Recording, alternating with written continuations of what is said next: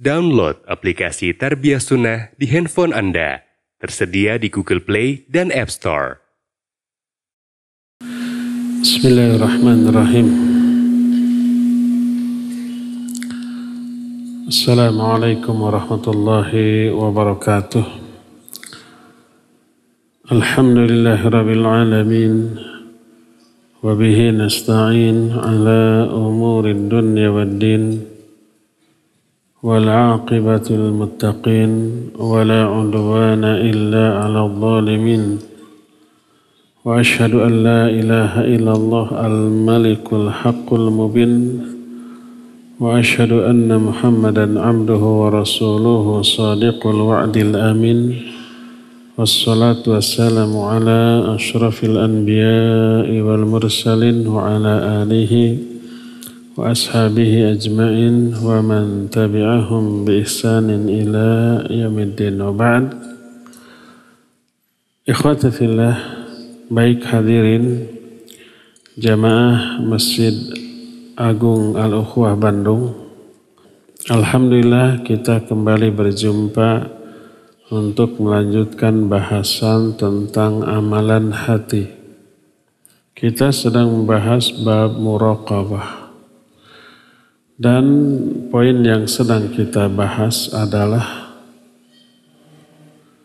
bagaimana cara meraih sifat muraqabah. Agar kita memiliki sifat muraqabah, merasa selalu diawasi oleh Allah.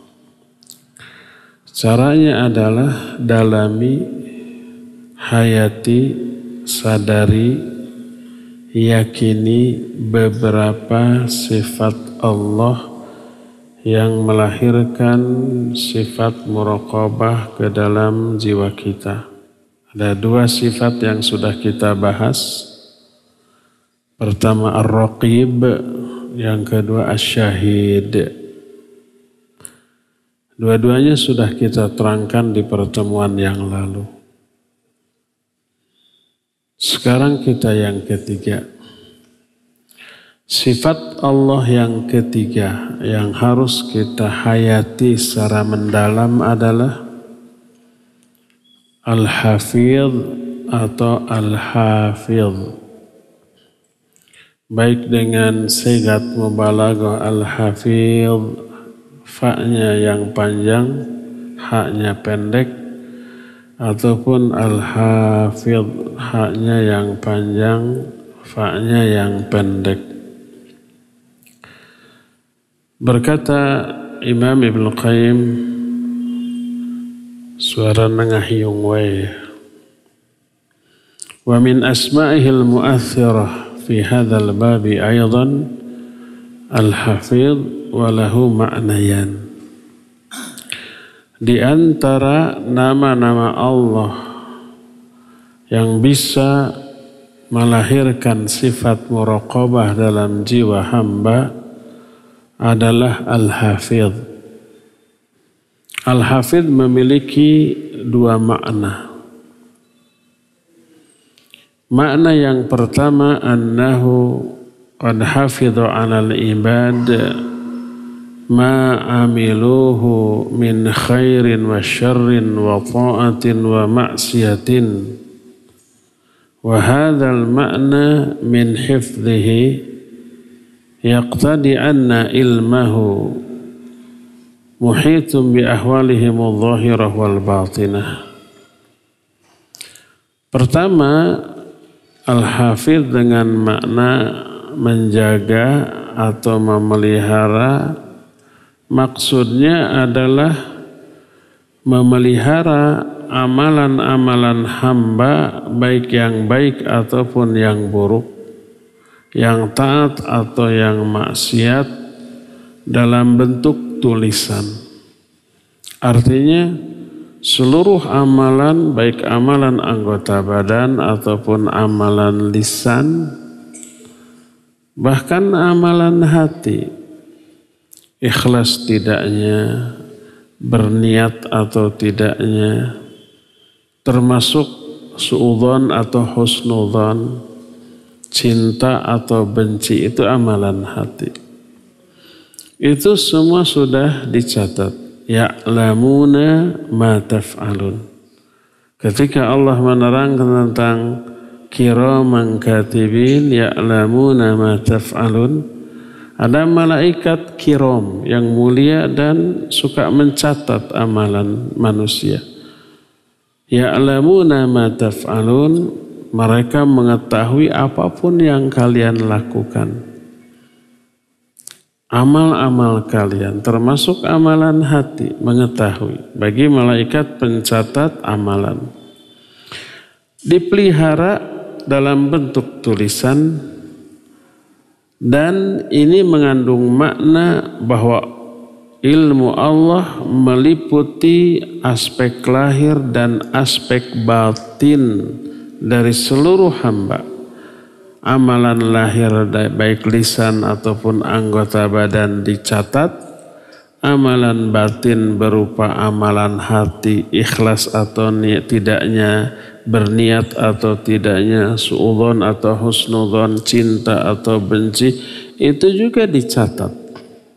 Yang mencatatkannya malaikat yang ditugaskan untuk itu. Ada 2 catatan untuk memelihara amalan-amalan setiap hamba. Pertama, catatan di Lauhul Mahfuz. Sebelum amalan itu dilakukan oleh manusia atau oleh makhluk, catatannya sudah ada di Lauhul Mahfuz. Allah Azza wa Jalla berfirman dalam Al-Quran, ma asaba min musibatin fil ardi wala fi anfusikum illa fi kitabin min qabli an nabra'aha. Apa saja yang terjadi di muka bumi atau yang menimpa diri kalian, yang menimpa itu yang terjadi tanpa direncanakan oleh manusia atau perbuatan yang memang dilakukan manusia. Tidak ada yang kejadian di muka bumi atau yang menimpa diri kalian termasuk yang kalian lakukan kecuali semua itu sudah tercatat dalam sebuah kitab. Maksudnya di Lauhul Mahfuz. Sebelum ada min qabli an nabra'aha, sebelum kami menciptakan langit dan bumi. Langit buminya belum ada, kitanya apalagi belum ada, catatannya sudah ada. Apa yang akan dilakukan oleh manusia. Itu yang disebut dengan takdir azali, catatan azali. Ada lagi takdir atau catatan umri atau umri itu umur. Ketika manusia usia 4 bulan dalam bentuk janin dalam perut ibu, masih dikandung dalam perut ibunya masing-masing, Allah mengutus malaikat mencatat 4 hal. Pertama adalah amaluhu, amalnya. Yang kedua ajalnya, yang ketiga rizkinya, yang keempat suka dukanya, bahagia atau sengsaranya. 4 termasuk amalnya. Lahirnya belum, tapi seluruh amal yang akan dilakukan setelah lahir sudah ada catatannya. Dan catatan umri ini menginduk ke catatan yang ada di Lauhul Mahfuz. Ya mungkin berbeda. Kalau di Lauhul Mahfuz tertulis seluruhnya. Tapi kalau catatan umri hanya mencatat masing-masing nasib orang tersebut. Ketika semua orang itu masih 4 bulan di dalam perut ibu. Ajalnya kapan dan bagaimana serta di mana, penyebabnya apa. Rizkinya juga sudah ditetapkan, termasuk amalnya, termasuk suka dukanya. Nah ini yang disebut dengan Allah memelihara, menjaga dalam bentuk mencatat seluruh amalan yang akan dilakukan di Lauhul Mahfuz. Kedua, catatan atau pemeliharaan dalam bentuk catatan itu dalam lembaran yang ada di tangan malaikat. Bi aidi safarah kiramim bararah. Itu berada di tangan safar. Safar itu para malaikat. Malaikat disebut safar sebab mereka perantara antara Allah dan manusia dalam banyak hal. Kiramim bararah, ya maha kiram, ya maha bararah. Mulia dan baik. Nah, seluruh yang dilakukan oleh manusia atau yang diucapkan dicatat oleh malaikat yang ditugaskan untuk itu. Id yatalaqqal mutalaqqiyani anil yamini wa anil shimali qa'id ma yalfidhu min qawlin illa ladaihi raqibun atid. Itu Al-Quran surah Qaf 17 dan 18. Ingat, selalu ada dua malaikat yang menyertai sebelah kanan dan sebelah kiri. Tak ada satupun kata yang terucap dari mulut kecuali di sampingnya ada raqib dan ada atid. Raqib mencatat amal baik, atid mencatat amal buruk. Itu dicatatkan atas perintah Allah Azza wa Jalla. Wa ya'lamu maqadiraha wa ma laha minal kamal wa ma ya'tawiruha minan naqais. Allah juga mengetahui kualitas amal tersebut, baik kualitas aspek lahirnya ataupun aspek batinnya. Aspek batinnya menyangkut keikhlasannya, kesungguh-sungguhannya, kekhusyuannya kalau amalan itu mengharuskan adanya kekhusyuan, ataupun aspek lahirnya Allah tahu kesempurnaan amal itu atau kekurangan amal itu dan mengetahui balasan yang pas atau hukuman yang pas untuk amalan tersebut. Amalan baik Allah ketahui kualitas kebaikannya, kadar kebaikannya, dan Allah menyiapkan balasan sesuai dengan kadar kebaikannya. Amalan buruk Allah tahu seburuk apa amalan itu dan menyiapkan balasan yang layak secara adil untuk kesalahan seperti itu. Inilah makna hafidh yang pertama, yaitu menjaga atau memelihara. Yang pertama adalah memelihara dalam bentuk catatan, dan ada dua catatan. Catatan sebelum diamalkan dan catatan setelah diamalkan. Sebelum dan setelahnya pasti klop, pasti sama. Nah, mungkin sebelum diamalkan catatannya begini, setelah diamalkan catatannya jadi berbeda, nggak mungkin. Kullu ma syaa kana wa man lam yasha lam yakun. Semua yang Allah kehendaki, yang Allah takdirkan pasti terjadi. Kejadiannya persis seperti yang Allah inginkan, yang Allah kehendaki, yang Allah takdirkan. Gak mungkin berbeda walaupun sedikit. Inilah makna al-hafidh yang pertama. Makna al-hafidh yang kedua adalah menjaga, memelihara, melindungi hamba-hamba dari segala hal yang tidak mereka sukai, yang tidak Allah takdirkan menimpa mereka. Dan Allah sebaik-baik penjaga. Sebagaimana surah Yusuf 64 Allah menyatakan, "Fallahu khairun hafidha." Maka Allah lah sebaik-baik penjaga. Maka berkata Imam Ibnu Qayyim rahimahullah dalam kitab An-Nuniyah. Kata beliau, wa huwal hafidhu alaihim wa huwal kafilu bihifdhihim min kulli amrin aniyin. Allah lah al-hafidh, maha pemelihara terhadap seluruh makhluknya dan dia menjamin kesempurnaan dari pemeliharaannya dari segala yang tidak ditakdirkan. Lalu kata Imam Ibnu Qayyim, wa min athari riqabatihi wa hifdhihi azza wa jalla an ja'ala malaikatan yaktubuna wa yusajjiluna a'malal ibad.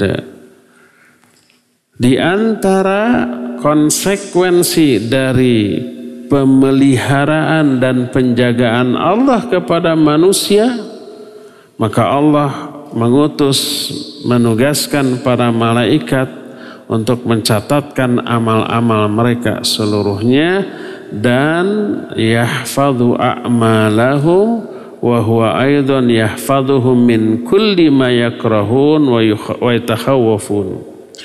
Juga Allah menjaga, memelihara mereka dari semua yang tidak mereka sukai, yang mereka khawatirkan. Bagaimana cara menjaganya? Allah kirim malaikat penjaga di depan dan di belakang. Malaikat penjaga ini sebagian ulama menyebut dengan sebutan malaikat qarin. Sebagian lagi menyebut dengan sebutan malaikat hafazah.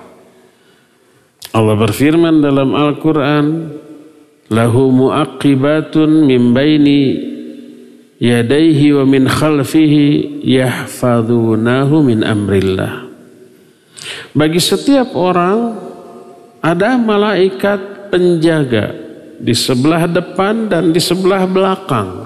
Yahfazunahu min amrillah, mereka menjaga orang ini atas perintah Allah Azza wa Jalla.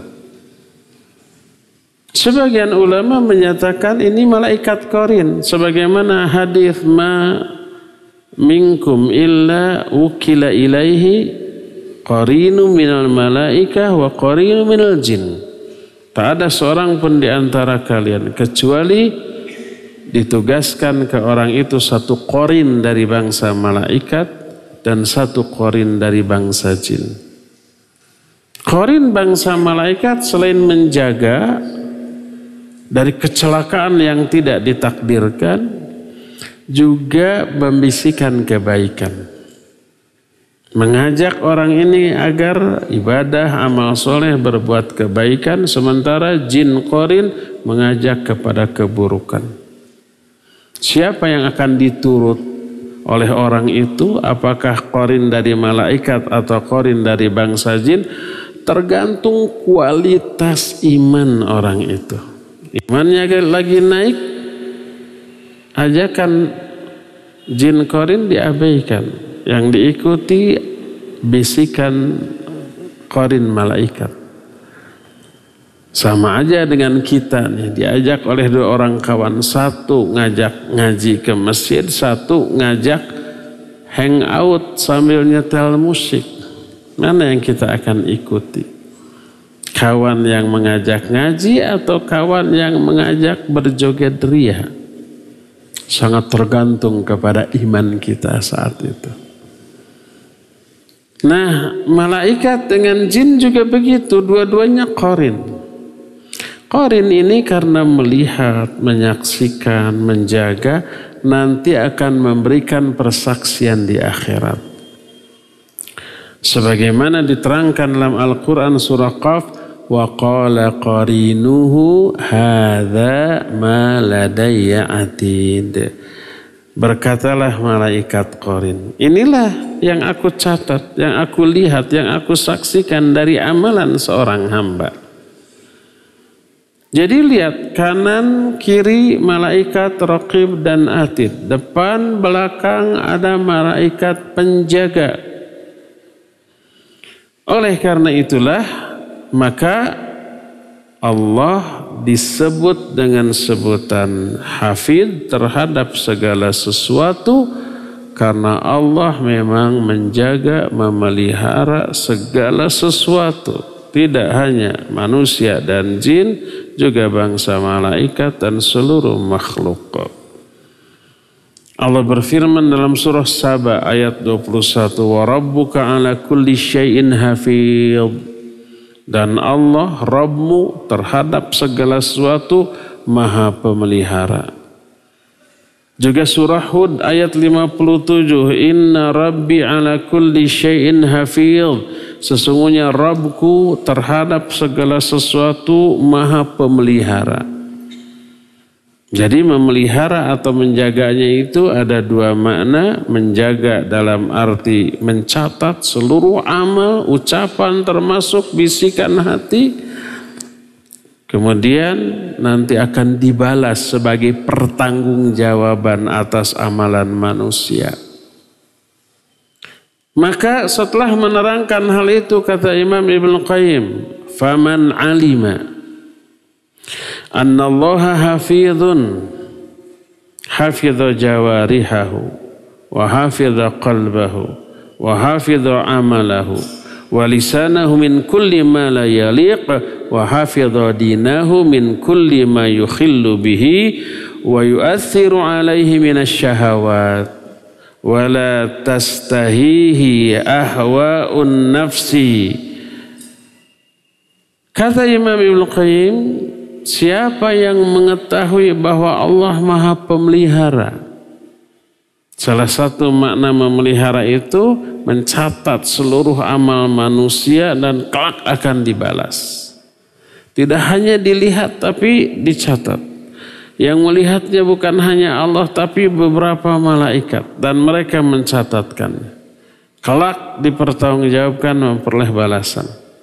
Siapa yang meyakini Allah Maha Pemelihara, Maha Penjaga, maka orang itu pasti akan menjaga anggota badannya, menjaga hatinya, menjaga lisannya, menjaga amalannya dari segala perbuatan yang enggak layak. Karena semuanya akan dicatat dan dipertanggungjawabkan atau dibalas. Dan jangankan dicatat, diawasi, dilihat oleh Allah dan para malaikat. Kita merasa diawasi oleh orang saja, kita jaim, kita jaga image, kita menjaga ucapan dan tingkah laku, menyembunyikan karakter asli yang buruk, menampakkan sifat baik yang spontan diada-adakan. Coba kita sedang sholat sendirian, biasa aja. Tapi begitu ada yang masuk, langkahnya kedengaran, dehemnya, batuknya kelihatan beberapa orang. Terus dari bisikannya mereka memperhatikan sholat kita. Apa yang kita lakukan? Kita perbaiki sholat kita sebab ada yang memperhatikan dan menilai. Kan begitu ya? Termasuk mau berbuat jahat. Para mahasiswa, para siswa sedang ujian di kelas. Ada pengawas 2 orang gak berani buka contekan, buka catatan. Gak berani lirik kiri kanan melihat pekerjaan kawan, jawaban teman sebelah, gak berani. Karena risikonya bisa dicabut lembar jawaban kita, bisa disobek atau dianggap nol, dianggap tidak lulus, harus ngulang lagi, kan gitu risikonya. Makanya kita bersungguh-sungguh, baru diawasi, dilihat oleh orang. Seorang mukmin yang menyadari pengawasan Allah dan pemeliharaan Allah terhadap amal-amalnya, dia akan jaga image. Dia akan jaim. Dia akan jaga hatinya, jangan sampai suudzon, jangan sampai ada iri dengki kepada sesama, benci kepada sesama. Jangan sampai umpamanya ingin dipuji dengan amalnya oleh sesama manusia, karena Allah tahu dia jaga hatinya, dia jaga lisannya, dia jaga seluruh anggota perbuatannya dari perbuatan yang bisa mengundang murka dan azab Allah baik kontan ataupun tertunda, dia jaga agamanya.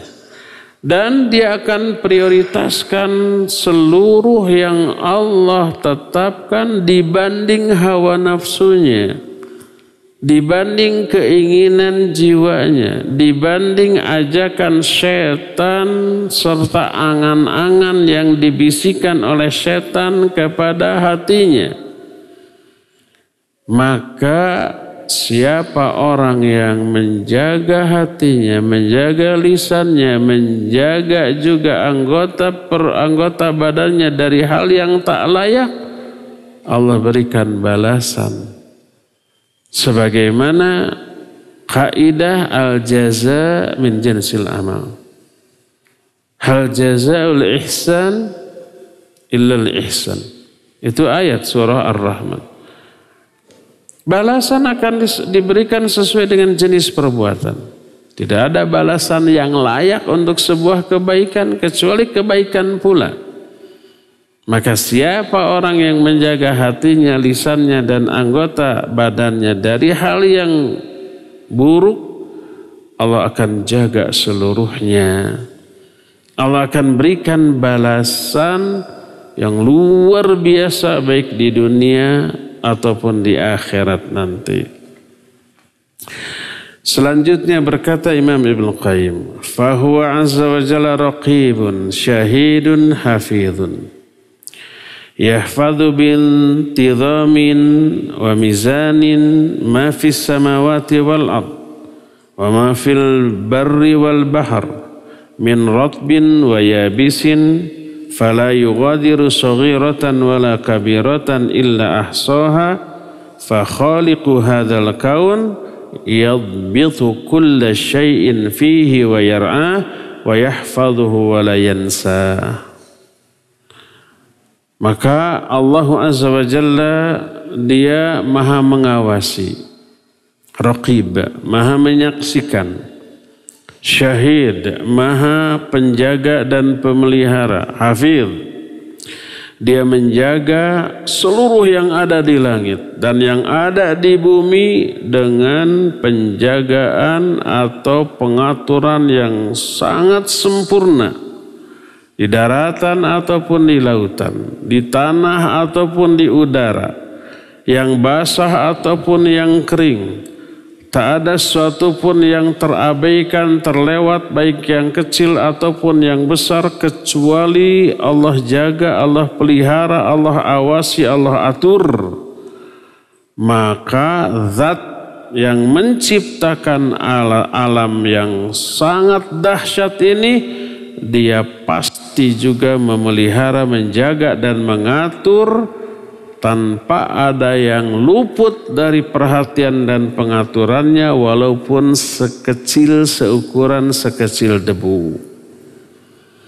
Jangan disangka ada debu yang tertiup oleh hembusan angin yang ringan menebarkan ribuan debu. Itu terjadi dengan sendirinya tanpa pengaturan Allah. Jangan juga ada anggapan umpamanya makhluk yang super kecil, saking kecilnya tidak terlihat. Seperti bakteri, seperti kuman, seperti virus. Yang kita tidak lihat tapi ya kita yakini keberadaannya karena ada efek. Efeknya ada sakit, efeknya ada keluhan, gangguan. Jangan dikira karena kecilnya itu terjadi dengan sendirinya tanpa manajemen, pengaturan, ketetapan dari Allah. Jangan. Semuanya itu diatur oleh Allah Azza wa Jalla. Beberapa hari yang lalu saya pernah baca artikel tentang seekor binatang yang jijik yang kita ingin bunuh. Ternyata tanpa ada binatang itu rusaklah kehidupan ini. Mengganggu stabilitas kehidupan di alam. Apa binatang tersebut? Kecoa. Kalau nggak ada kecoa, keseimbangan alam terganggu. Manusia bisa menderita. Padahal kita jijik banget ya enggak? Kita ingin kecoa jangan ada lah di dunia ini gitu. Apalagi wanita, begitu lihat dari jauh juga sudah menjerit.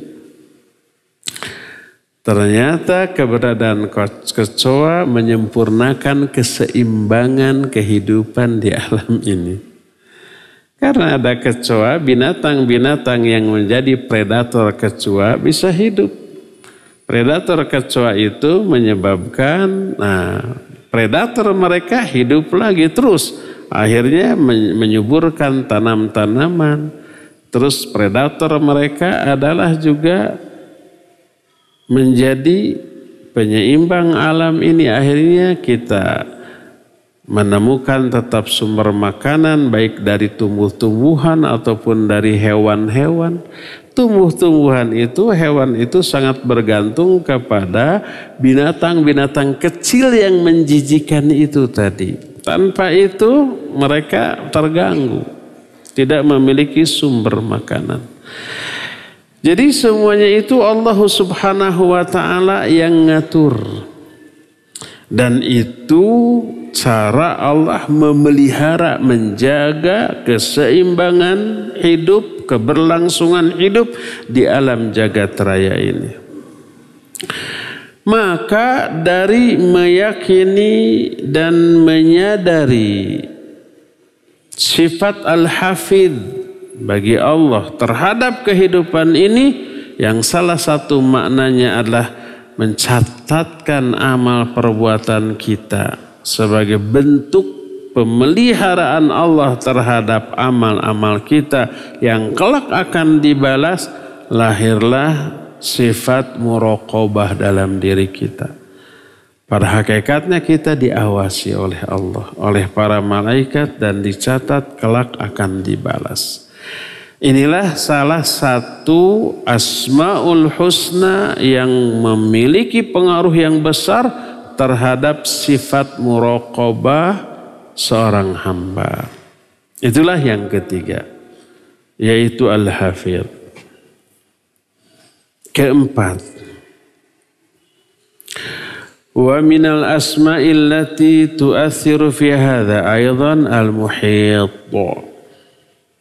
Di antara nama-nama Allah yang bisa melahirkan sifat muraqabah adalah Al-Muhit. Al-Muhit maknanya maha meliputi. Allah itu ilmunya meliputi segala sesuatu. Tidak hanya ilmunya, kekuasaannya termasuk rahmatnya. Fallahu qad ahata bikulli syai'in ilman. Ilmu Allah itu meliputi segala sesuatu. Dan fala yanidu anhu syai'un fil ardi wala fis sama' wa min dzalika a'malul ibad. Tak ada sesuatu pun baik yang di langit ataupun yang di bumi yang tidak diliputi oleh Allah. Sekecil apapun, sesamar apapun terliput oleh Allah. Oleh apa yang terliput? Salah satunya oleh ilmu Allah dan oleh kekuasaan Allah. Termasuk amalan-amalan hamba. Sampai kepada aspek batin.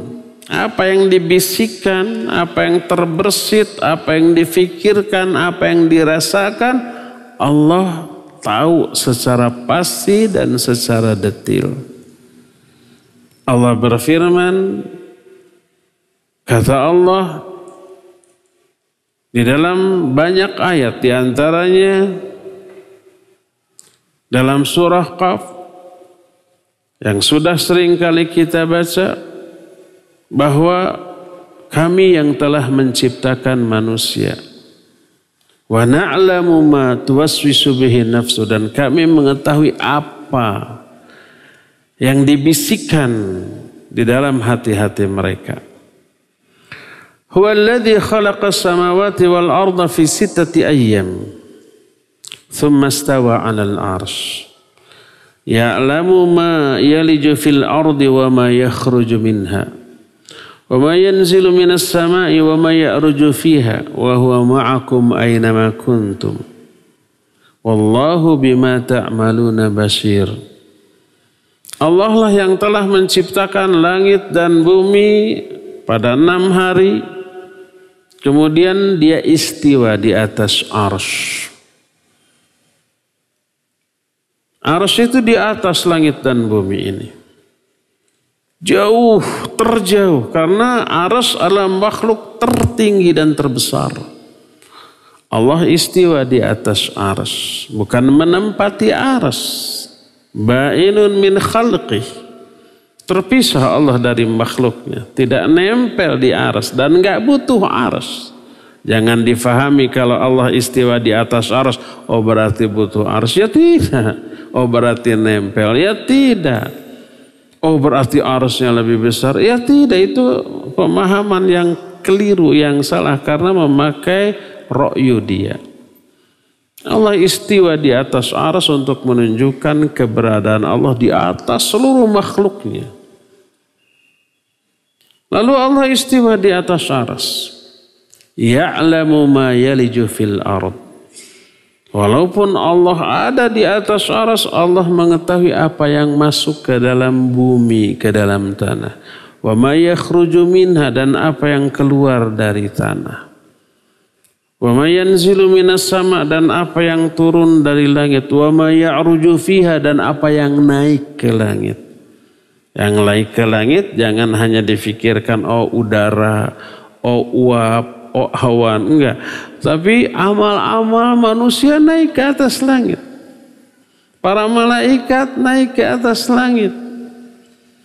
Termasuk doa terangkat naik ke atas langit. Ke arah Allah Azza wa Jalla.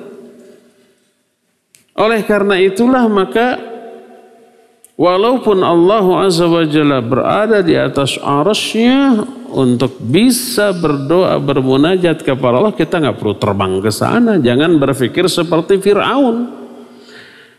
Ketika Nabi Musa mengatakan bahwa Rabb yang aku sembah berada di atas langit, si Fir'aun kan mikirnya dangkalnya.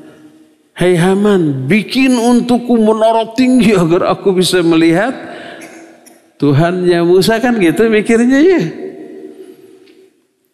Dikiranya kalau Allah di atas langit untuk bisa ibadah munajat itu harus ke langit. Itu pola fikir Fir'aun. Makanya dia mengingkari keberadaan Allah di atas langit. Ingat, walaupun Allah berada di atas langit sebagaimana firman Allah, amintum man fis sama, apa kalian merasa aman terhadap Allah yang ada di atas langit? Walaupun Allahnya ada di atas langit, bisikan hati kita diketahui. Zikir kita terdengar jelas gamblang. Doa yang kita panjatkan dengan suara yang super lirih, hanya kita yang dengar, yang lain enggak. Allah maha dengar, maha mengetahui, dan maha mengijabah. Kan ada orang tuh saya baca di Facebook atau di media sosial. Orang yang meyakini Allah di atas langit kalau mau munajat harus pakai helikopter WK katanya. Itu pola pikirnya persis seperti Fir'aun. Maksudnya mau mengejek orang yang berkeyakinan begitu. Secara langsung mengejek firman Allah yang menyatakan Allah istiwa di atas arsy, Allah ada di langit. Nabi ketika Mi'raj dipanggilnya naik ke mana? Ke langit gitu. Mengejek juga hadis Nabi SAW yang menyatakan ketika disuruh membebaskan salah satu budak, dites, di mana Allah? Allah di langit. Kata Nabi, bebaskan dia karena dia adalah mukminah. Banyak ayat dan hadis. Jadi walaupun Allahnya di atas arsy, tapi ilmu Allah meliputi semuanya. Termasuk apa yang ada di dalam tanah kita nggak tahu, Allah tahu. Termasuk apa yang dibisikkan dalam hati kita, Allah tahu. Kata Allah Azza wa Jalla, yulijul laila fin nahar wa yulijun nahara fil lail wa huwa alimun bidzatis sudur. Allah lah yang memasukkan malam kepada siang, memasukkan siang kepada malam, dan Allah mengetahui seluruh isi hati. Bahwa alimun bidzati sudur, isi hati kita, isi bisikan kita, Allah tahu. Karena ilmu Allah meliputi segala sesuatu. Terketahui, serba terketahui, serba terawasi.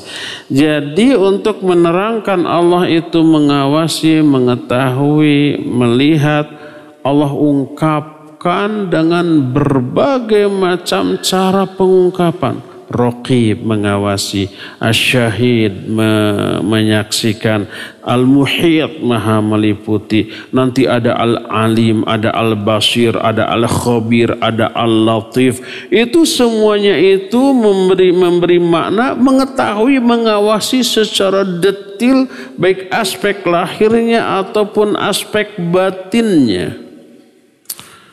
Maka berkata Imam Ibnu Qayyim, wa min hadhil asma' Ar-Raqib wal-Syahid wal-Hafidh wal-Muhit tashtariku fi sifatil ilm, lakinna ar-Raqib yufidul ilma ma'al hifadh kama sabaq, misal ismu al-Hafidh wal-Syahid yufidu ma'al ilmi al-hudhur, wal-Muhit yufidu ma'al ilmi al-qudrah wal-shumul.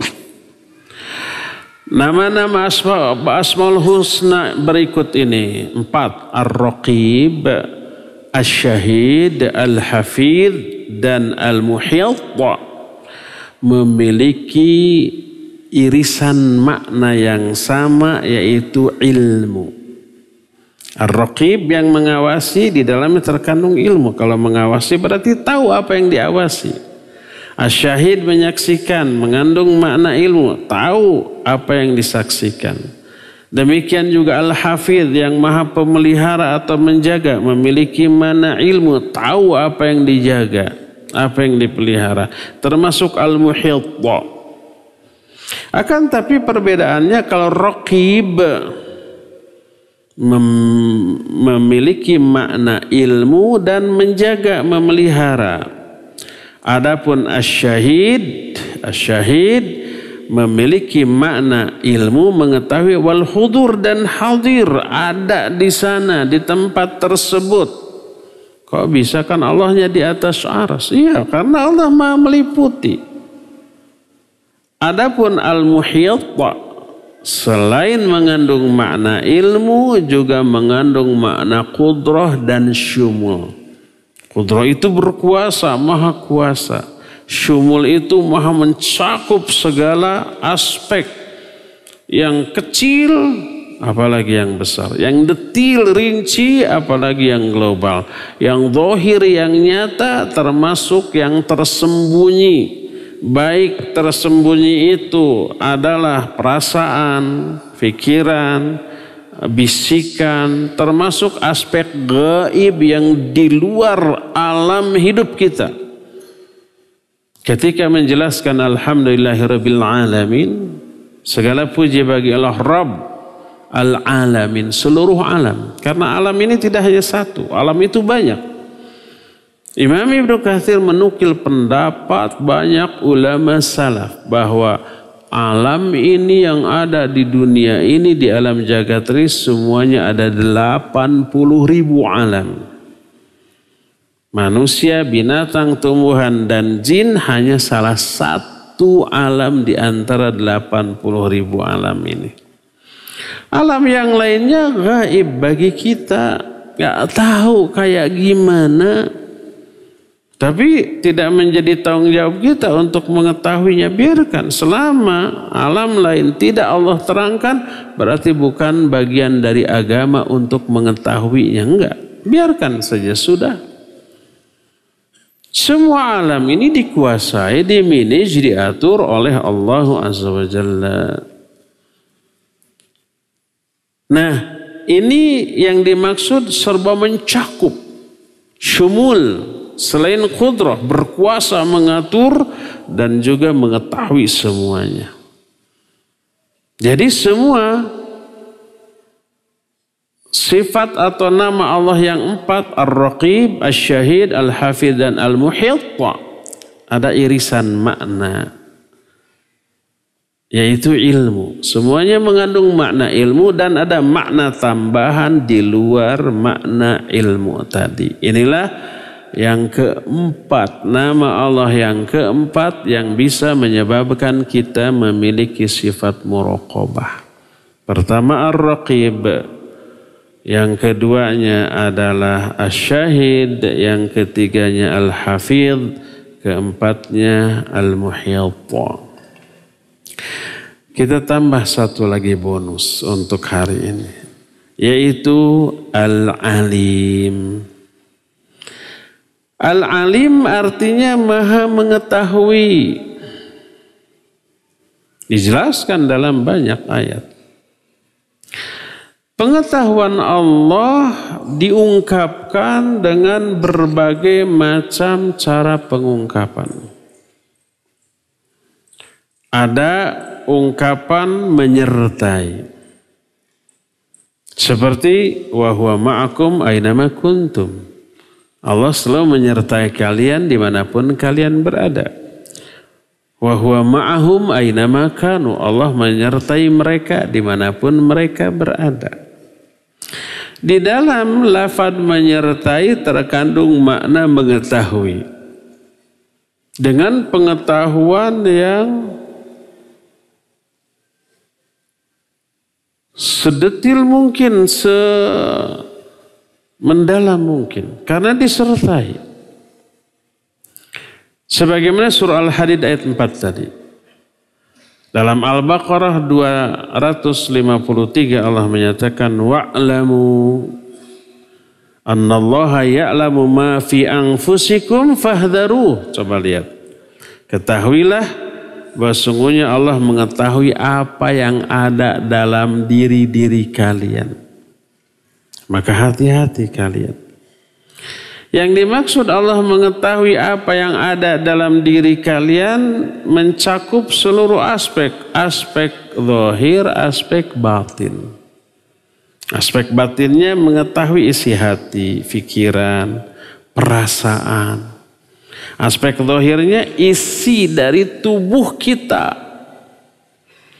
Apakah organ-organ vital kita, jantung, hati, paru-paru, ginjal, pankreas, empedu itu normal atau ada gangguan? Kita kan nggak tahu.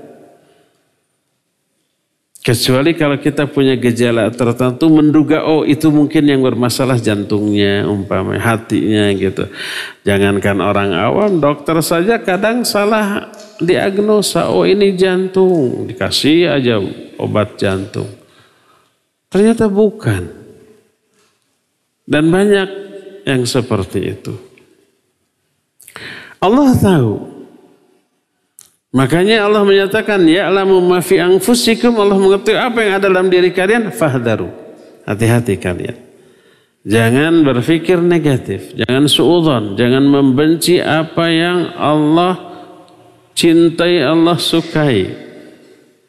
Oleh Allah dicintai, oleh kita dibenci. Jangan mencintai sesuatu baik orang, amalan yang Allah benci, oleh Allah dibenci, oleh kita disukai. Hati-hati. Itu semuanya akan dibalas. Berkata Al-Imam Ibnu Qayyim dalam kitab Nuniyah, "War-Rabbu fawqal arsy wal kursi la yakhfa 'alaihi khawatirul insan." Memang benar Allah di atas arsy. Ini perkataan Imam Ibnu Qayyim. Perkataan beliau berdasarkan nas ayat dan hadis yang sangat banyak.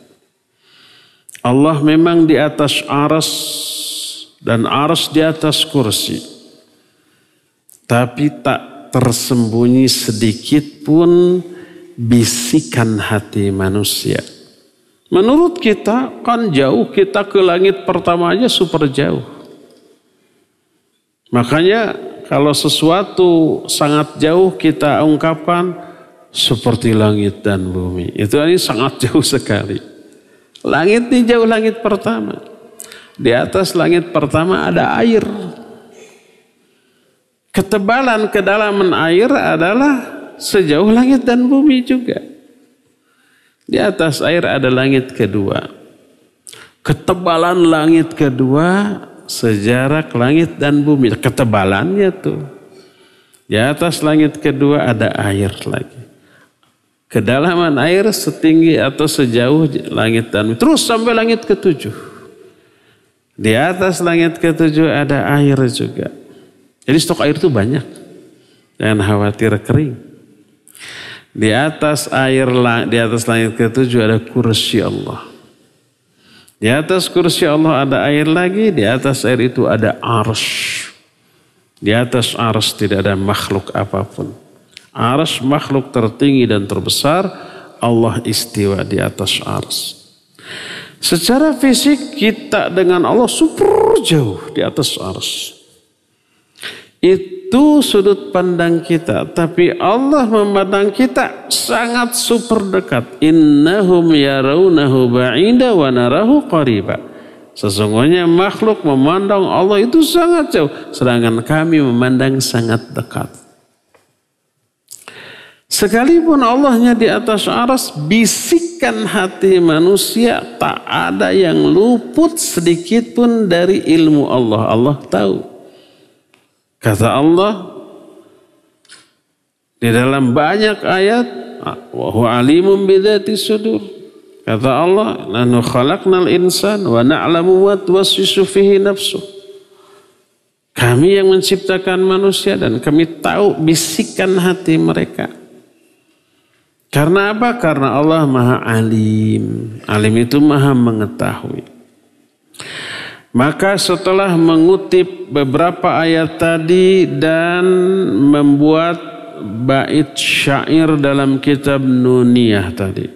Bait syairnya barusan saya bacakan. Warrabu fawqal arsy wal kursi la yahfa alaihi khawatirul insani. Allah berada di atas arsy dan arsy di atas kursi. Tapi tak ada sesuatu pun yang tersembunyi dari bisikan hati. Maka berkata Imam Ibnu Qayyim, wa man alima anna rabbahu tabaraka wa ta'ala alimun bi kulli syai'in hatta bi khatarati dhamair wa wasawisil khawatir fa alaihi ay yuraqibahu wa yastahi minhu wa yakuffa an ma'asihi fi sirri wal alaniyah wala yaghtarra bi jamili satrillahi alaihi bal yakhsha min baghatati qahrihi. Kata Imam Ibnu Qayyim, siapa yang mengetahui bahwa Allah mengetahui segala sesuatu sampai bisikan hati, bahkan apa yang terlintas dalam pikiran, maka hendaklah dia menyadari sedang berada dalam pengawasan dan harus merasa malu kepada Allah. Menjaga diri dari bermaksiat baik ketika menyendiri ataupun ketika di hadapan orang banyak. Jangan tertipunya bukan oleh sifat Allah, tapi tertipunya oleh kesalahpahaman otak kita dalam memahami sifat Allah. Salah satu sifat Allah adalah satir. Satir itu maha penutup. Innallaha satirun yuhibbus satr. Allah itu maha satir. Satir itu penutup aib. Aib manusia, dosa manusia, kekurangan manusia Allah tutup. Allah rahasiakan dari orang lain. Hanya Allah yang tahu dengan dia. Allah maha satir. Dan Allah menyukai sifat satir, menutupi aib. Makanya kalau kita tahu aib diri kita atau aib orang lain, wajib kita tutup. Jangan sampai terungkap dari mulut kita. Mengungkap aib, kalau aib orang lain, ghibah. Kalau aib diri sendiri namanya mujaharoh. Mujaharoh itu mengungkap aib sendiri. Dan itu memalukan. Tutup. Allah suka terhadap sifat satir karena Allah juga satir, maha penutup. Tapi jangan tertipu dengan kesalahpahaman kita dalam memahami sifat satirnya Allah. Ya Allah Maha Satir, Maha Penutup aib bagi orang yang memang layak aibnya ditutup. Tapi bagi orang yang layak dibongkar, diekspos aibnya, Allah akan ekspos. Allah akan bongkar. Makanya kata Imam Ibnu Qayyim, wala yaghtarru bi jamili satrillahi alaih. Jangan tertipu dengan salah satu keindahan sifat Allah as-satir. Karena Allah hanya akan menutupi aib hamba-hambanya yang pantas ditutupi, yang layak ditutupi.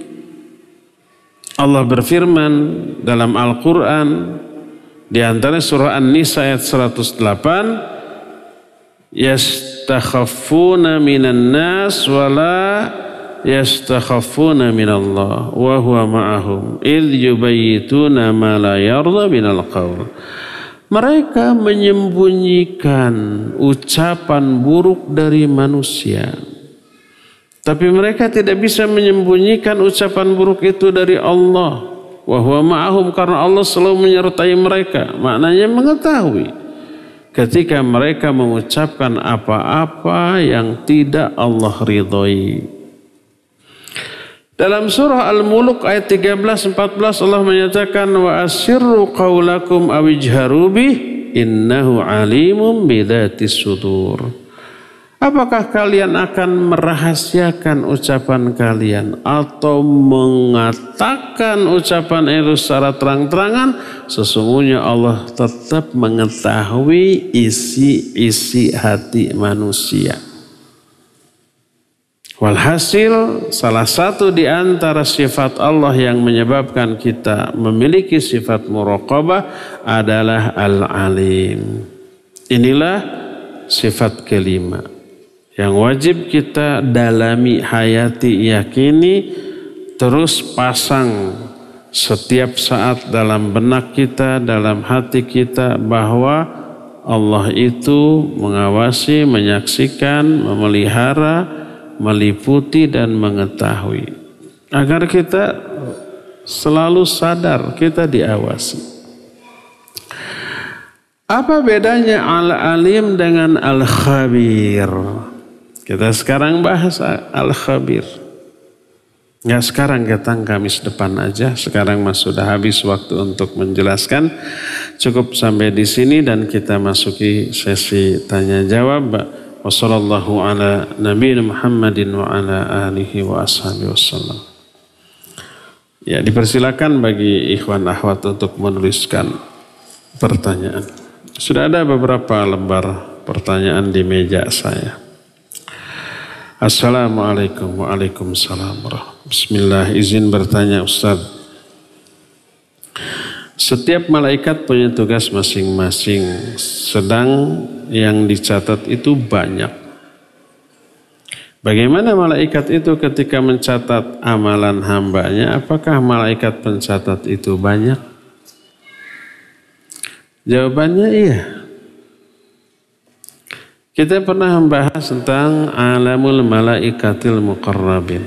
Kitab ini nanti akan kita bahas lagi setelah kita selesai membahas fiqih al-asmaul husna di setiap hari Selasa.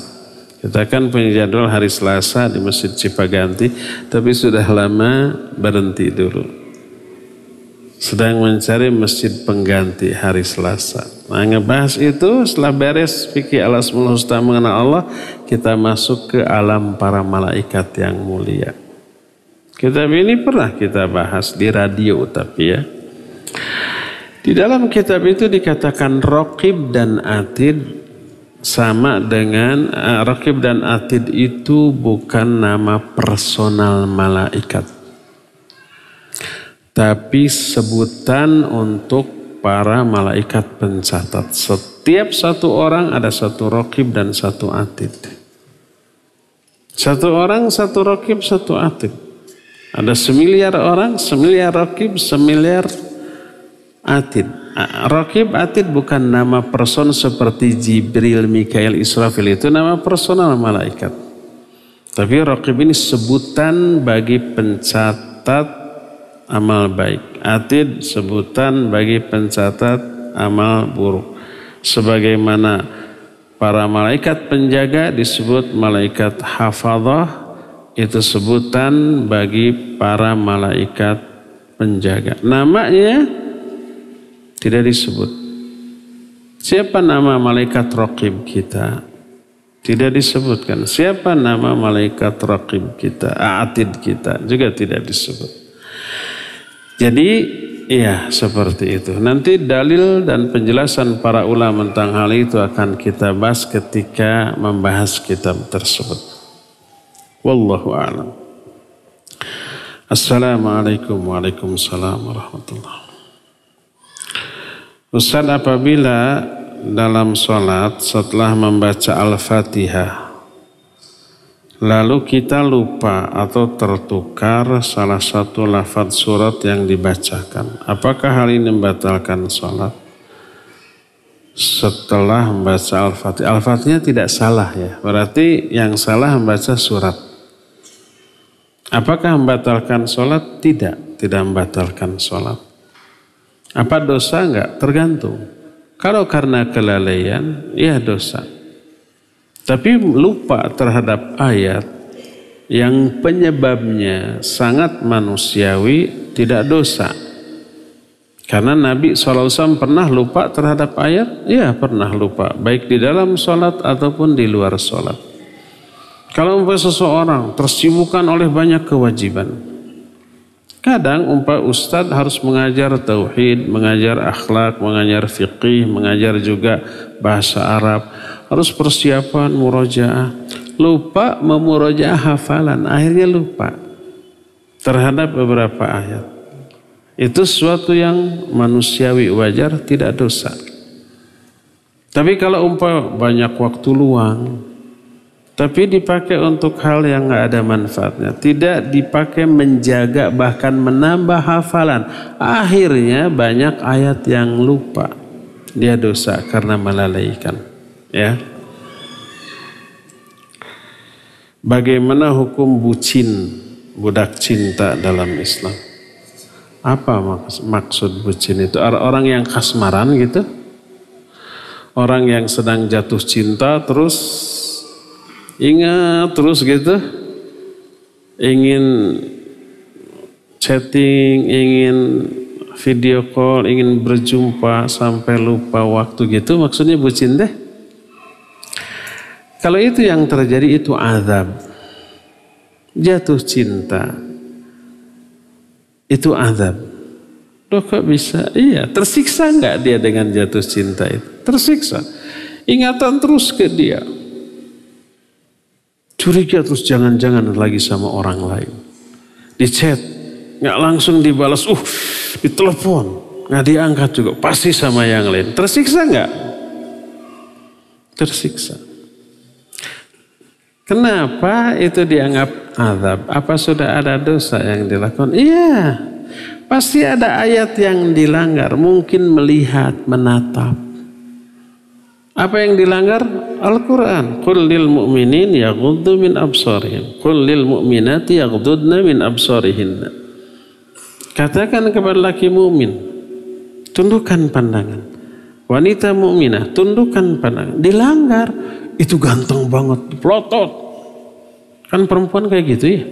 Contoh nyata kisah Nabi Yusuf dikasih pisau sama buah yang dikupas malah tangannya. Perempuan tuh kayak gitu tuh kalau lihat yang ganteng.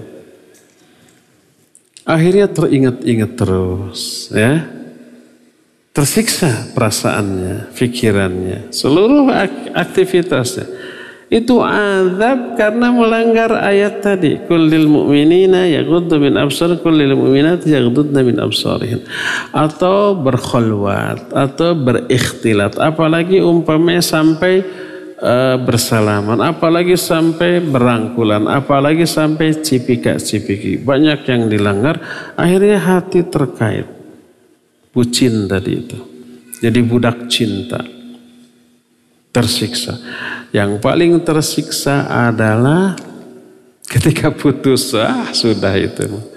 Atau yang diputuskan, kita masih puncak-puncaknya cinta, dia memutuskan, bisa gila itu. Ada yang bunuh diri? Ada, ya. Jadi kalau terjadi bucin itu azab, karena pasti ada syariat yang dilanggar, ya. Mungkin melihat, menatap, menghayal, berkhalwat, berikhtilat gitu ya. Itu yang dilanggar, akhirnya terbawa perasaan, akhirnya tersiksa dengan perasaannya sendiri. Ada indahnya, ada indahnya. Keindahan itu yang menyebabkan dia tambah tersiksa. Ketika indah, senang, bahagia, ingin chat terus nggak dibalas, telepon nggak diangkat, ngajak ketemu nggak digubris, tersiksa nggak? Tersiksa tuh, ya.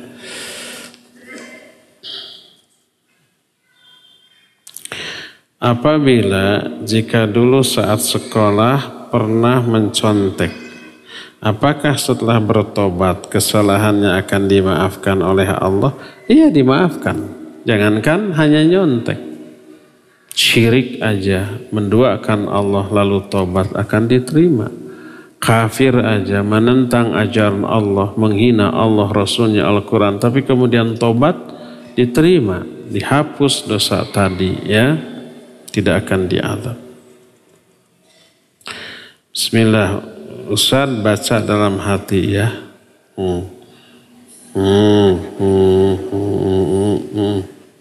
Nggak boleh banyak syubhat.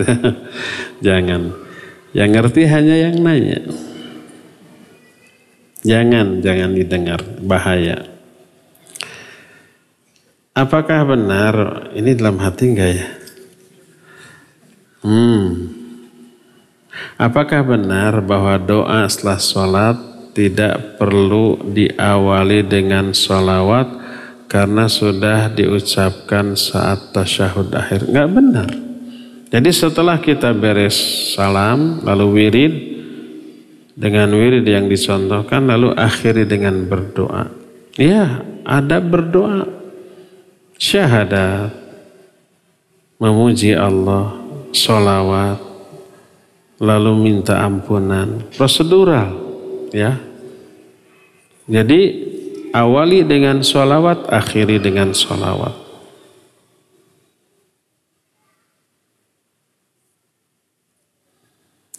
Bagaimana agar iman tidak selalu futur dengan keadaan atau masalah yang selalu ada sebagai ujian?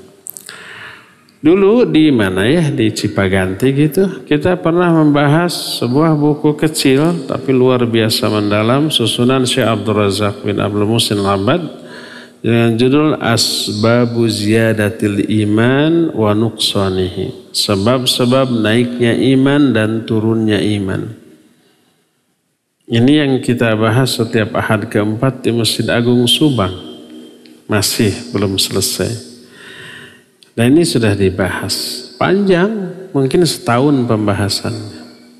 Jadi silakan buka lagi di YouTube-nya, ada ya, sebab-sebab naiknya iman dan turunnya iman.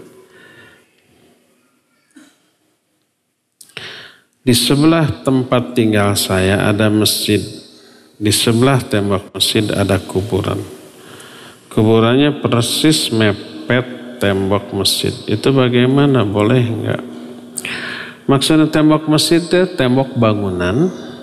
Jadi akhirnya artinya si kuburan itu berada di halaman masjid. Ataukah tembok itu tembok pagar halaman? Kalau tembok itu tembok pagar halaman, lalu kuburannya ada di luar pagar, boleh sholat di masjid itu. Karena berarti kuburannya berada di luar areal masjid. Tapi kalau yang dimaksud tembok itulah dinding bangunan masjid. Di luar dinding bangunan masjid ada kuburan, baik kiri, kanan, depan ataupun belakang. Ya, tidak ada pemisah antara areal masjid dengan kuburan. Artinya kuburan itu berada di areal halaman masjid, maka tidak boleh.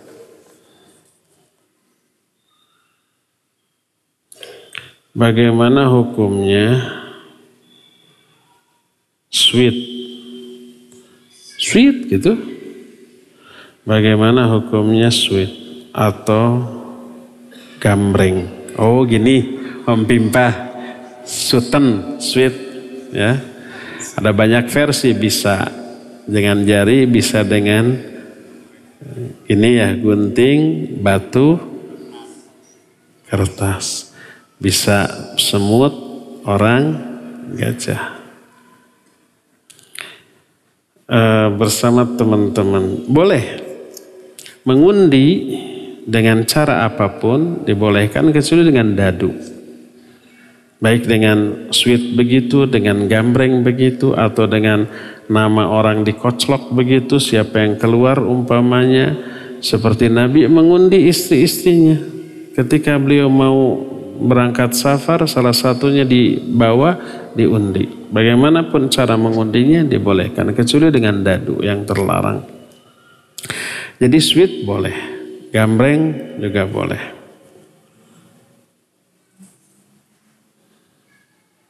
Asal jangan dipakai ajang judi. Nah, pokoknya sweet yang kalah cepet, nggak boleh. Ya, bukan karena sweetnya, tapi karena taruhannya. Ya, udah judi mah atau taruhan tuh apapun bisa dijatuh. Mobil lewat bisa taruhan. Tuh ada mobil dari jauh. Genap apa ganjil belakangnya? Apakah berarti nggak boleh pakai nomor mobil karena dipakai ajang judi? Enggak. Ya, meludah aja bisa jadi ajang judi. Siapa yang ludahnya pertama kali dihinggapi lalat, dia menang. Tukang judi mah segala sesuatu jadi judi ya. Bagaimana hukumnya menikah karena perempuannya hamil? Nggak boleh. Sampai perempuan itu melahirkan kehamilannya, kandungannya. Dan sekarang sudah punya anak 2. Nikah aja lagi. Surah Ali Imran 39. Barang siapa yang dikehendaki oleh Allah dalam kesesatan, niscaya disesatkannya. Surah Al-An'am 125. Dan barang siapa yang dikehendakinya menjadi sesat, dia jadikan dadanya sempit dan sesak seakan-akan dia sedang mendaki ke langit. Mohon penjelasan mengapa Allah menyesatkan umatnya. Kalau Allah menyesatkan hambanya itu karena keadilan Allah. Jangankan Allah atau ya, manusia aja manusia. Guru punya banyak murid. Ada yang dikasih nilai 10, 8, 4, 2 juga ada. Ada yang naik kelas, ada yang tidak. Ada yang lulus atau yang tidak. Apakah kepada yang tidak lulus, kepada yang tidak naik kelas, kepada yang nilainya 2, guru itu dolim atau enggak? Enggak. Pasti ada sebab. Kenapa enggak naik kelas? Sebab bodoh. Kenapa bodoh? Ya sebab malas belajar, nakal gitu ya. Jadi tidak naik kelas itu akibat dari kelakuan dia. Bukan karena sentimen guru kepada dia. Bukan karena kezaliman guru kepada anak. Bos karyawan, ada karyawannya yang diberi reward, diberi bonus, di karirnya nanjak, dinaikkan fasilitasnya, gajinya, jabatannya. Ada yang tetap, ada yang di SP1, SP2 bahkan dipecat. Si bos itu zalim enggak? Oh ini mah saya suka sebab kasep gelis naik terus walaupun nggak bagus kerjanya, apa begitu? Enggak. Pasti ada alasan. Itu orang loh. Apalagi Allah. Kalau Allah menyesatkan hambanya pasti ada alasan. Yang adil. Sebagai balasan atas amal orang itu sebelumnya. Ingat, kesesatan balasan atas kesalahan hamba. Hidayah juga balasan Allah atas kebaikan hamba. Allah berfirman dalam banyak ayat, wa qulu qawlan sadida yuslih lakum a'malakum. Ucapkan olehmu ucapan yang baik. Ini amal nih, mengucapkan yang baik itu baca Quran, zikir, memberi nasihat, amar ma'ruf nahi munkar, belajar, mengajarkan ilmu, itu ucapan yang baik. Yuslih lakum a'malakum, maka Allah akan solehkan amal-amal kamu. Artinya kata Imam Ibnu Katsir, yuwaffiqum lil a'malis sholih. Allah akan berikan taufik untuk beramal soleh setelah kamu berkata yang baik. Jadi memberi hidayah untuk beramal soleh sebagai balasan karena si hamba sudah mengatakan amal baik. Sebaliknya, iyyakum wal kadhiba li'annal kadhiba yahdi ilal fujur. Jauhi oleh kamu dusta karena dusta menyeret kamu kepada kedurhakaan. Karena dusta, Allah berikan keinginan kepada orang itu untuk berbuat dosa sebagai balasan atas kedustaannya. Jadi kenapa Allah sesatkan orang? Balasan atas keburukan amal yang sebelumnya dia lakukan. Pokoknya Allah mah tidak zalim. Allah mengetahui siapa yang layak diberi hidayah, siapa yang layak disesatkan. Inna rabbaka huwa a'lamu biman dhalla an sabilihi wa huwa a'lamu bil muhtadin. Allah lebih tahu siapa yang layak disesatkan dan siapa yang layak untuk diberi hidayah. Jadi kenapa Allah menyesatkan? Siapa yang disesatkan oleh Allah, Allah jadikan hatinya sumpek sempit. Kenapa Allah menghendaki menyesatkan orang itu? Pasti karena balasan atas keburukan dari amal yang dia lakukan sebelumnya. Begitu ya. Wallahu a'lam. Ustaz, di surah Az-Zumar ayat 42, roh orang tidur dipegang Allah. Lalu kemanakah korin yang biasa menemani? Ada di sana, gak kemana-mana. Dipegang ruhnya oleh Allah. Keluar dari badannya, iya. Terus nanti begitu bangun dikembalikan lagi. Tapi walaupun keluar berpisah, masih ada hubungan antara ruh dengan badan. Apa yang dialami oleh ruh di alam mimpi ada efeknya ke badan. Ruhnya umpet teriak-teriak gitu ya. Badannya teriak enggak? Iya. Umpama mimpi dia nendang, bentur si kakinya nendang. Pada anak kecil mimpi kencing. Apa yang terjadi? Ngompol dia. Mimpi melakukan hubungan suami istri. Badannya gimana? Junub, benar-benar ya. Pernah mengalami? Iya. Jadi masih ada hubungan. Jadi itu bedanya tidur dengan mati. Makanya disebut tidur itu al-wafatus sughra, wafat kecil atau kematian kecil. Kalau mati beneran disebut al-wafatul kubra. Makanya seringkali tidur disebut dengan sebutan mati. Ketika kita mau tidur, apa yang kita baca? Bismika Allahumma amutu wahya. Amutu di sana aku tidur. Dengan menyebut namamu aku tidur dan aku nanti bangun. Ketika bangun, alhamdulillahilladzi ahyana ba'dama amatana wa ilaihin nasyur.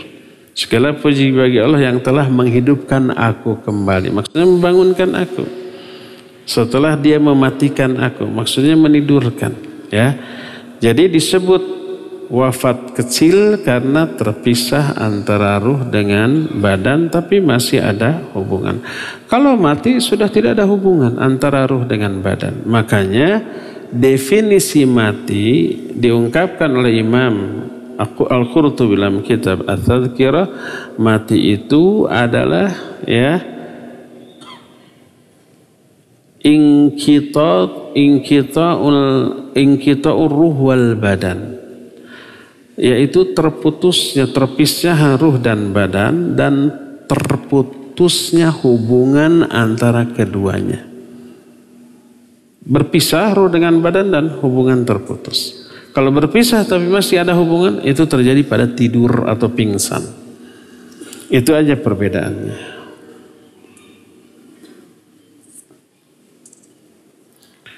Terakhir ya, mohon maaf tidak semua terbahas. Bagaimana bila kita menghadapi orang tua yang sudah pikun untuk mengingat Allah? Amalan apa yang harus dilakukan? Iya, kalau sudah pikun, tergantung kadar kepikunan. Ada yang ringan, ada yang sedang, ada yang parah. Konon pikun itu adalah menurunnya fungsi otak karena mengecilnya volume otak. Umumnya karena usia 65 tahun ke atas. Kadang ada orang sebelum itu 55 sudah mengalami. Jadi dia tidak bisa mengingat. Disuruh mengingat 2-3 kata, katakan lagi nggak bisa. Apa yang dikatakan semenit yang lalu dia lupa. Apa yang dimakan atau diminum 2-3 menit yang lalu dia lupa. Baru 5 menit makan dia mengatakan lapar dari pagi belum makan. Kadang ke orang tidak ingat. Suaminya, istrinya dianggap orang lain. Anaknya dianggap orang lain. Kadang, tidak selalu. Kadang ingat. Termasuk bacaan sholat. Kadang lupa. Termasuk jumlah rakaat sholat. Kadang tidak ingat lagi. Termasuk tata cara sholat. Ini sholat apa, berapa rakaat tidak tahu. Satu rakaatnya gimana, batasannya nggak tahu. Kadang sholat takbir Allahu Akbar setelah berdiri langsung sujud, langsung tahiyat, langsung salam. Rukunya nggak ada. Nah, itu karena memang kemampuan otaknya. Maka orang yang seperti sudah tidak mukallaf dalam kondisi ketika dia tidak mampu mengingat. Terkena dengan hadis rufi'al qalam an thalathin. Qalam atau pena catatan malaikat diangkat dari 3 golongan manusia. Salah satunya anil majnuni hatta yafiqa. Dari orang yang majnun. Makna majnun, majnun itu bahasa kitanya gila, tapi mencakup tertutupnya fungsi akal. Dan ini bisa terjadi pada diri orang yang pikun, diri orang yang gila, atau orang yang fungsi akalnya sudah menurun atau bahkan hilang sama sekali. Majnun berasal dari kata junna angka. Junna itu tertutup. Jin, kenapa disebut jin? Karena tertutup dari pandangan manusia. Janin, bayi yang terkandung dalam perut ibu, kenapa disebut janin? Karena sesuatu yang tertutup dari pandangan manusia. Kita nggak bisa lihat karena terhalang oleh kulit perut ibunya. Orang yang akalnya tertutup, tidak berfungsi disebut majnun. Bisa gila, bisa termasuk fikun. Nah, bagaimana orang seperti itu? Biarkan apa adanya. Kadang-kadang dikasih tahu malah marah. Umpama jam 9, sudah wudu, mau apa? Sholat duhur. Belum waktunya, nyanyahuanan. Kan gitu, malah marah. Biarkan dia sholat semaunya. Ya. Tapi kalau pas datang waktu sholat, kasih tahu ini sudah adzan, silakan sholat. Gimana sholatnya? Ya semampunya saja, biarkan. Kalau bisa berjamaah dengan sesama akhwat, sesama perempuan di rumah, berjamaah. Kalau dia laki-laki, ya bawa ke masjid biar ngikut imam, biar tidak salah. Tapi kalau dia perempuan di rumah, nggak ada perempuan lain, kita harus ke masjid, ya biarkan dia sholat semampu dia. Ya. Wallahu a'lam, ya cukup ya sampai di sini saja. Insyaallah besok kita jumpa kembali di sini membahas kitab Mukhtasar Ma'arijul Qabul. A'malul Qulub kita lanjut di Kamis yang akan datang. Subhanakallahum bihamdik asyhadu an la ilaha illa anta astaghfiruka wa atubu ilaik. Walhamdulillahi rabbil alamin. Wassalamualaikum warahmatullahi wabarakatuh.